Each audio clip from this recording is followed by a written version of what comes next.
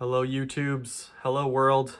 Welcome to the first episode in a new series I'd like to call It's My Deck in a Box.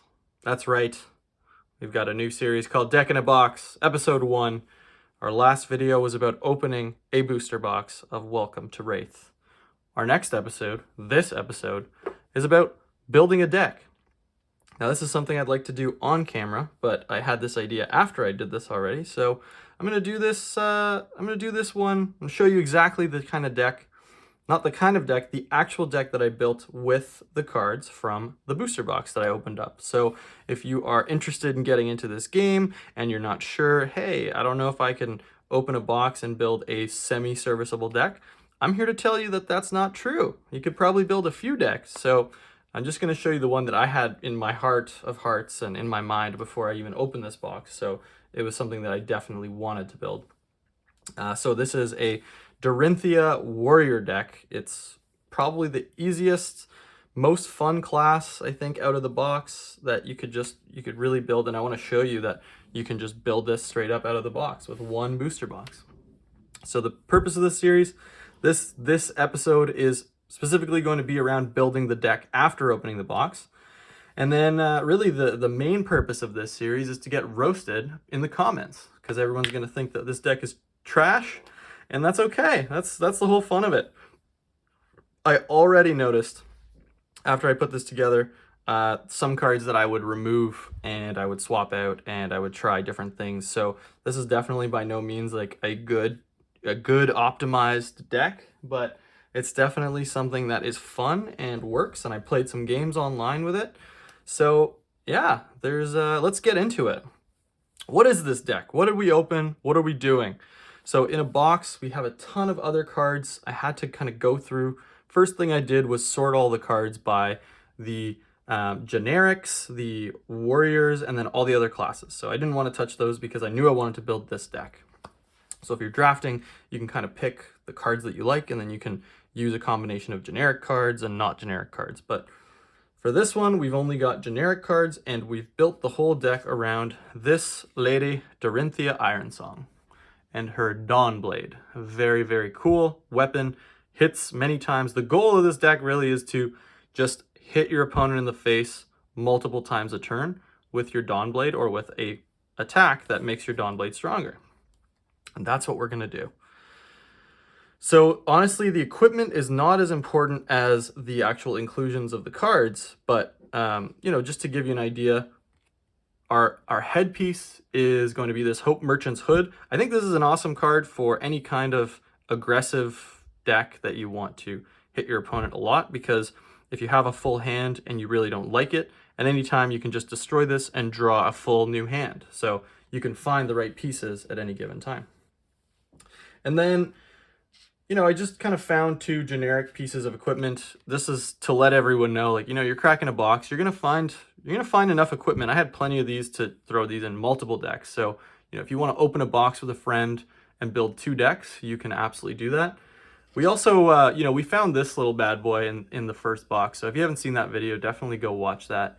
I know it's a long video. It's around 15 minutes, but don't expect to open a legendary piece of equipment in every box, but if you do, you can really pump this deck up, and that's what I was running on the online version of this deck. But you've got very serviceable alternatives. Hardened Cross Strap, it's the poor man's version of the Spring Tunic. You can just break it and get some more energy. But I want to call your attention to a very important word in this deck: go again. And that's going to be kind of the cards that we're looking for, because I know that I need go again to attack with Dorinthea multiple times. So you'll see here, same thing, refraction boots. When a weapon hit you control hits, you may destroy refraction bolters. If you do, go again. So really, you kind of see the strategy. Very simple. I hit with Dorinthea, and then I get go again, and I do it again. Now, the scary part is, what do I put in this deck to make it work? Well, don't worry, there's no right answers, there's no wrong answers. Just do what you kind of think is fun and aligns with your strategy. So my breakdown really was, something like this. So we've got 16 actions that are more like pump up cards that make my strikes stronger. We've got 6 generic kind of potions up here. we've got 21 attacks across the board. I'll show you all of them. And then 13 attack reactions up here, and our defense reactions. I have 8 defense reactions. It's probably not good. It's probably too many, but some of them have different purposes. They do different things, so they're not entirely based on, you know, defending attacks. Like this one actually, Sink from Below lets you draw cards, and this one does some damage. So I kind of consider them half defense reactions, so they're not that, you know, crazy to include that many, I don't think. Okay, but let's get into the actual actions. What does everything do in this deck? It makes my smacks with this Dawnblade stronger. So you'll see I've got 3 Sharpened Steels in the red variety and 3 Sharpened Steels in the yellow variety. So I think that Sharpened Steel is a great card in this deck. I could be completely wrong. But you'll notice, like kind of talked about in the last video, if it's red, it's kind of got a stronger effect. So Sharpened Steel gets a +3 attack, go again. Whereas if it's yellow, you only get the +2, but you get more resources when you throw it away. You get 2 resources. So that's kind of the way that the game works. But the key here is that I can use this and then I get to go again, which lets me attack with my Dawnblade. Same kind of thing. Warrior's Valor, I've got 2 yellow, and Nature's Path Pilgrimage, 2 yellow as well.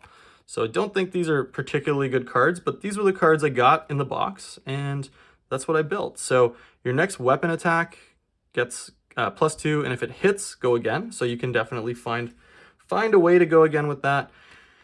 And then this one is more of a set yourself up for a stronger next turn to really hit. And that's the strategy of this deck a lot of the time, is you might just swing once with your Dawnblade, or you might just use some random attack, and really the plan is to set yourself up for the following turn.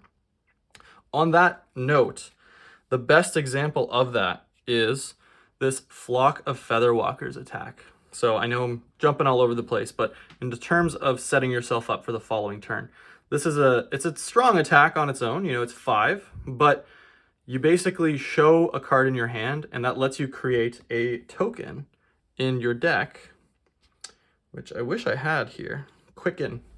I have one kicking around. Here you go. You have to create one of these bad boys. And basically what this does is whatever attack or action card you use next, you can just give it go again. So this is awesome when you're just hitting with Dorinthea. Super sweet card. So I use this, set myself up for a huge turn the following turn, and I've got 3 of those in the red variety because it does a lot of damage. Since we're here, I'll just get through the last kind of actions.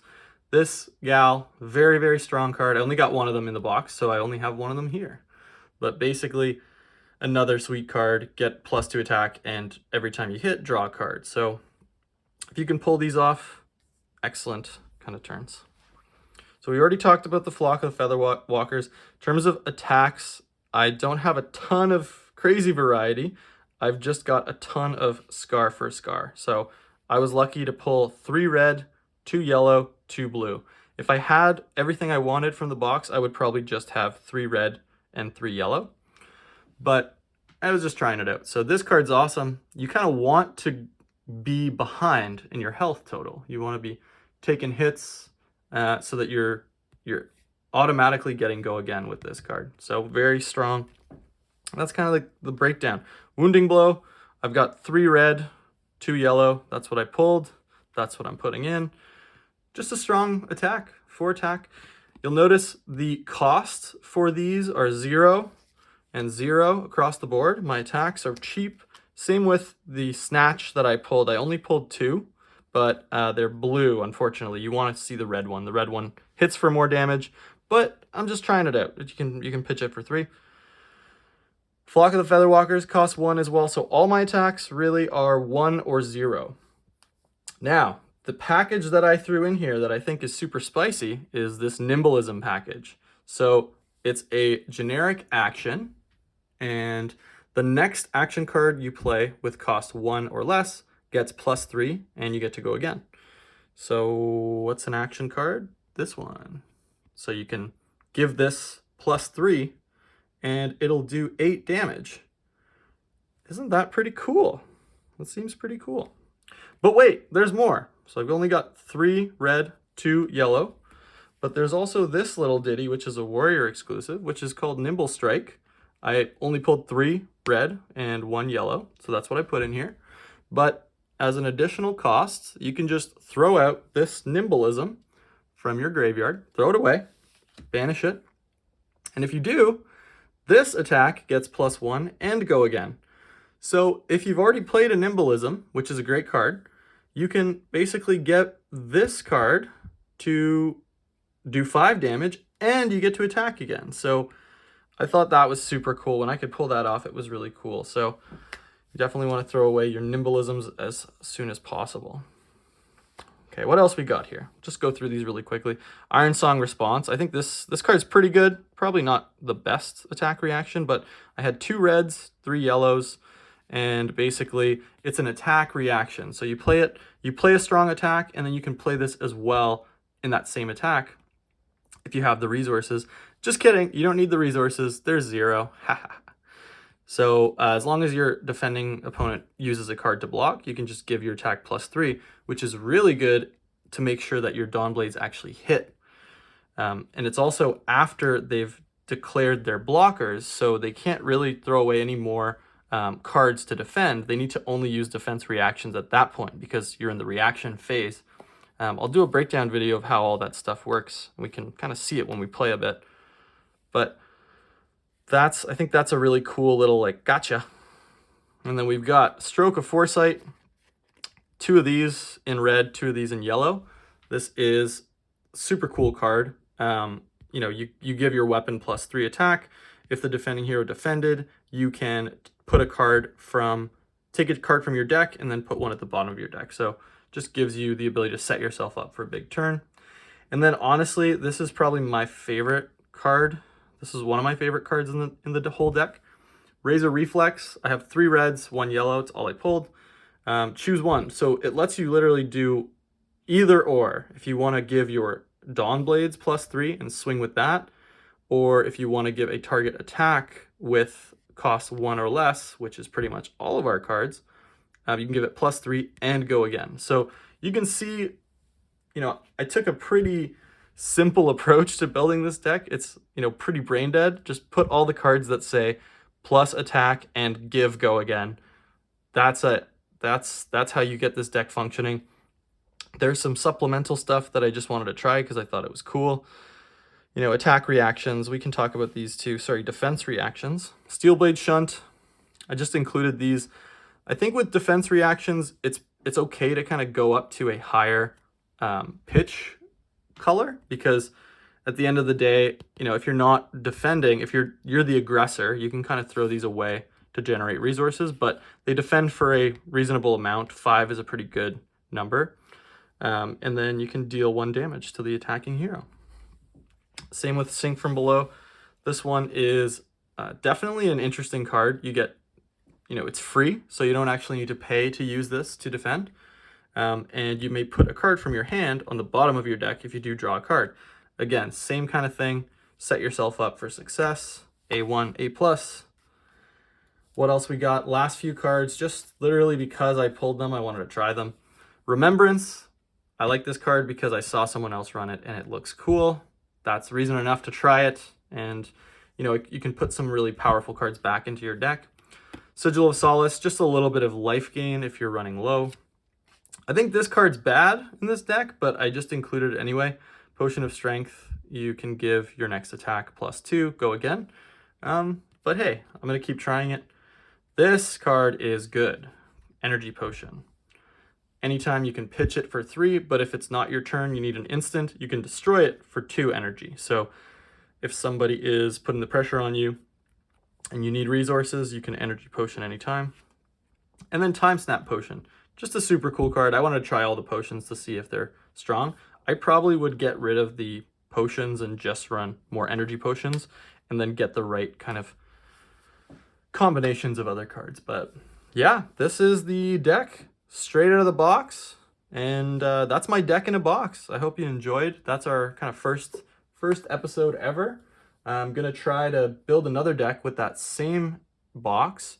And then we're going to beat each other to death on the deck battles. So that's it. Have a great day.